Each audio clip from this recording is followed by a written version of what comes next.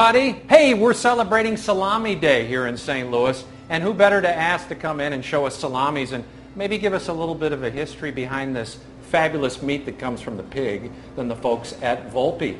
And we've got an incredible cast of characters here for you. First, for example, this is Paolo. He is from Italy. Yes. Buongiorno. Buongiorno lei. Thank you so much for coming in. Thank you too. Yeah, and this is the guy who started it all, we're going to say. This is Lorenzo from Volpi. Thank you so much for coming in as well, sir.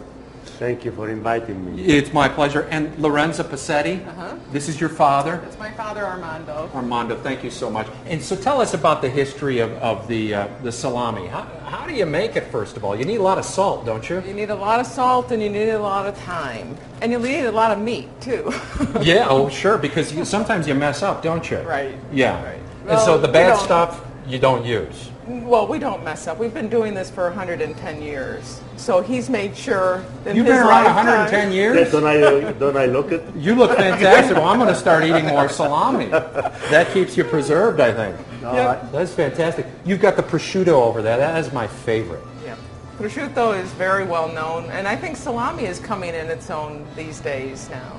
With the national, holiday for salami, it's becoming a big deal. Yeah, and you guys sell all over the United States. Yes, we do. We do. We have some unusual items. We have the wine salamis, and we came out with this Un Mondo last year. What does that mean, the world? Salamis from around the world. Oh, that is really cool. So And you can send this as like a gift package. Yes, actually, our little retail store on the hill makes little gift baskets like the one we have here. This is one example here. You've got a book in there too. What's that the history of? That was a Food Channel segment that we did with the Dean brothers. Saw you on the Food Network. In fact, that's on your website if you want to check it out. That was a big compliment to you all. Yeah, that was. It was very nice. It was very nice. And Paolo, I mean, I'm assuming that you just flew in from Italy so you could take one of these gift packages back to Italy because the taste is incredible, right? Yes. How would you say the taste compares to the salami and the various sausages in Italy, here in St. Louis? I'm thinking are the same, also because the tradition of Volpi is coming from Italy. And if you are using good recipe in the same way, the meat is the same. Also the quality meat is depending what kind of hog you use. And maybe some different on prosciutto, but not in salami.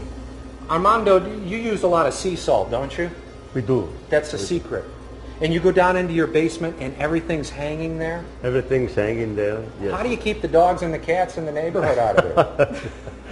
Well, we don't even think about the dogs and the cats. The smell coming out of Volpi, though, when you walk by, I mean, you just want to stand there and you can't help but go inside. I wish we could bottle that. Oh, I know. It's fantastic. And also the labels, that's the cool thing, because oftentimes, I don't see it here, but on some of them, you'll say what region of Italy the various meats are from. Where is that? Because I want to show everybody. That is really neat.